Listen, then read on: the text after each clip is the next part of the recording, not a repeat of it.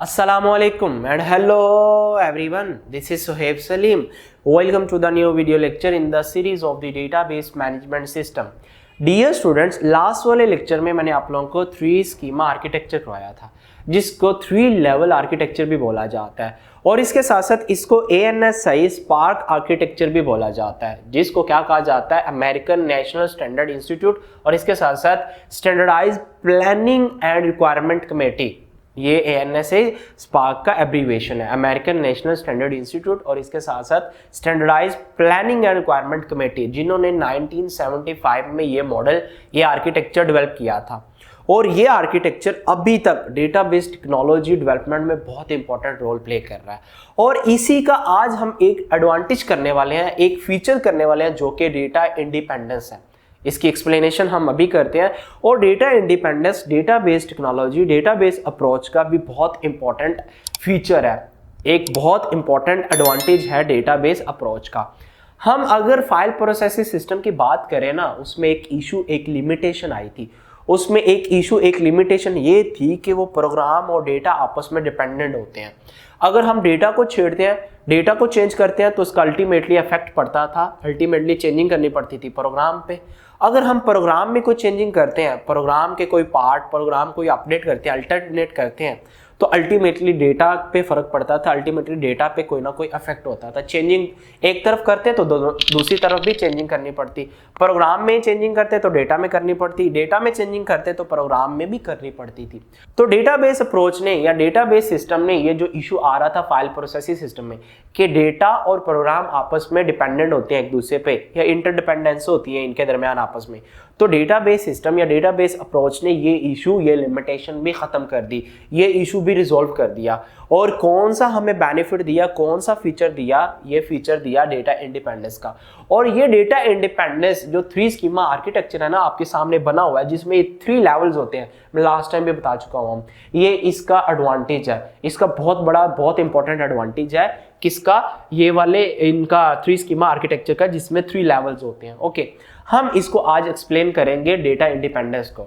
Data independence 2 तरह की होती है, एक होती है लॉजिकल डेटा इंडिपेंडेंस और दूसरी होती है फिजिकल डेटा इंडिपेंडेंस। मैं इसकी एक्सप्लेनेशन में चलता हूं, बट इससे पहले मैं आप लोगों को बताता हूं कि व्हाट इज डेटा इंडिपेंडेंस।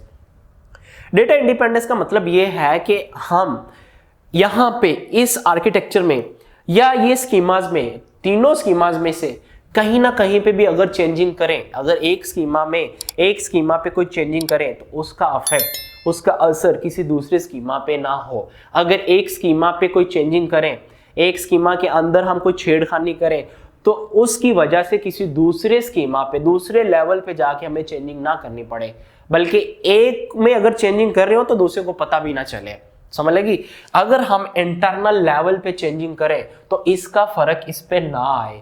अगर हम इसमें कोई चेंजिंग करें कंसेप्चुअल लेवल पे या कंसेप्चुअल स्कीमा पे तो इसका इफेक्ट इस पे ना पड़े एक्सटर्नल लेवल पे या एक्सटर्नल स्कीमा पे। ओके, तो क्या मतलब है डेटा इंडिपेंडेंस की, क्या डेफिनेशन है कि अगर हम किसी एक स्कीमा में कोई चेंजिंग कर रहे हैं तो अल्टीमेटली उसका इफेक्ट उसकी वजह से किसी दूसरे स्कीमा पे इफेक्ट ना पड़े, किसी दूसरे स्कीमा को चेंज ना करना पड़े। ये होती है डेटा इंडिपेंडेंट। इंडिपेंडेंस का मतलब क्या है? अगर एक को चेंज कर रहे हैं तो दूसरे पे कोई इफेक्ट ना होना चाहिए। अच्छा, तो ये 2 तरह की होती है, एक होती है logical data independence. Logical data independence external schema या एक्सटर्नल लेवल और कंसेप्चुअल स्कीमा या कंसेप्चुअल लेवल के दरमियान होती है। इसका क्या मतलब है? अगर हम लॉजिकल डेटा इंडिपेंडेंस, यहां से आप लोगों को समझ लग जानी चाहिए, यहां पे क्या वर्ड यूज हो रहा है? लॉजिकल। और कंसेप्चुअल लेवल को लॉजिकल लेवल भी कहा जाता है, कंसेप्चुअल स्कीमा को लॉजिकल स्कीमा भी कहा जाता है। तो इसका मतलब यह है कि अगर हम कंसेप्चुअल लेवल पे कोई चेंजिंग कर रहे हैं या कंसेप्चुअल स्कीमा पे कोई चेंजिंग कर रहे हैं तो अल्टीमेटली उसका एक्सटर्नल लेवल पे या एक्सटर्नल लेवल पे जितने भी स्कीमाज, जितने भी व्यूज हैं उन पे कोई इफेक्ट ना पड़े। समझ लगी?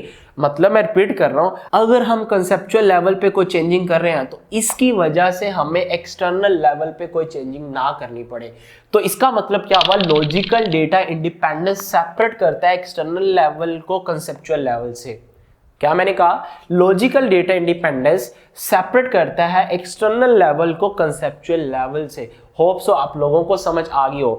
अगर मैं यहाँ पे कोई डेटा की रिप्रेजेंटेशन, कोई डेटा का स्ट्रक्चर या डेटा के स्ट्रक्चर में कोई प्राइमरी की, कोई फॉरेन की, कोई रिलेशनशिप, कोई टेबल के अंदर डेटा, कोई चीज को, कोई इंटेग्रिटी कंस्ट्रेंट को या किसी चीज को यहाँ पे मैं चेंज कर रहा हूं, तो अल्टीमेटली इन व्यूज पे, इन लेवल पे कोई फर्क ना पड़े।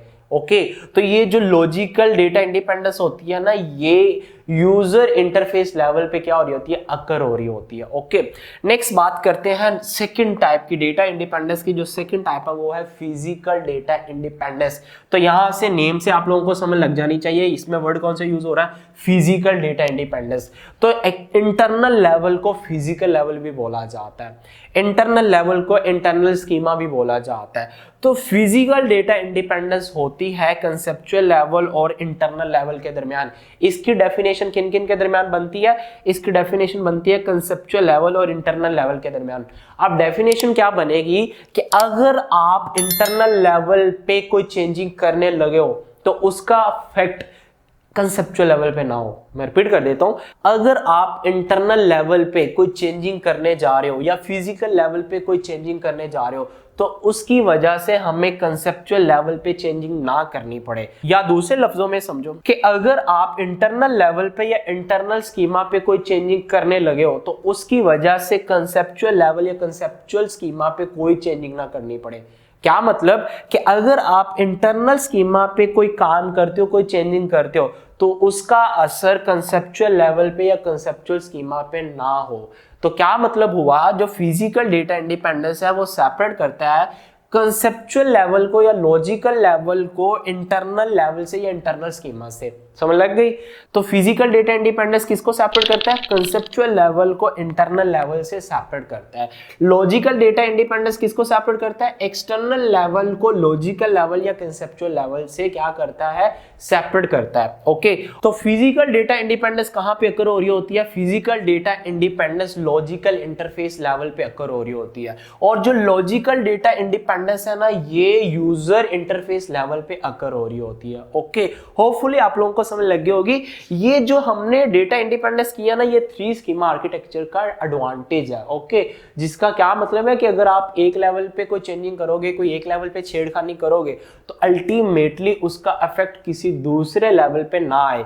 लेट्स सपोज अगर आप लोग यहाँ पे कोई फाइल चेंज कर रहे हो या एक्सेस पाथ चेंज कर रहे हो, पहले बी ट्री था अब आप हैशिंग कर रहे हो, एलोकेशन स्टोरेज एलोकेशन का मेथड चेंज कर रहे हो या फाइल रिप्रेजेंटेशन चेंज कर रहे हो, फिजिकल स्टोरेज चेंज कर रहे हो, तो अल्टीमेटली उसका इफेक्ट कंसेप्चुअल लेवल पे ना हो।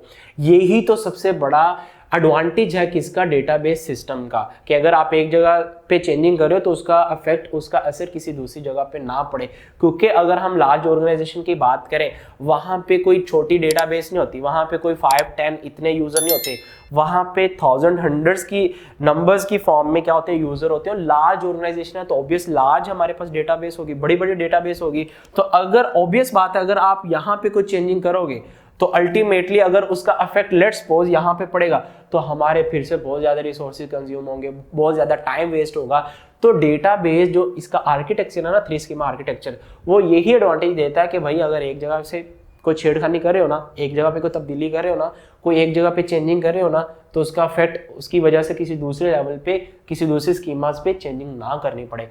जिस स्कीमा पे रह के चेंजिंग कर रहे हो ना, वो एक्सटर्नल स्कीमा हो, वो कंसेप्चुअल स्कीमा हो, वो इंटरनल स्कीमा हो या फिजिकल स्कीमा हो, तो उसकी चेंजिंग, उसकी लिमिटेशन सिर्फ वहां तक हद रहे, उसकी में जो चेंजिंग कर रहे हो ना सिर्फ वहां तक हो, उसकी वजह से किसी दूसरी जगह पे चेंजिंग ना करनी पड़े। होपफुली आप लोगों को ये डेटा इंडिपेंडेंस समझ लगी होगी कि अगर एक जगह चेंजिंग करो तो दूसरी जगह उसका इफेक्ट ना पड़े। सो मिलते हैं नेक्स्ट वीडियो में एक न्यू लेक्चर के साथ। टिल द नेक्स्ट वीडियो, खुदा हाफिज।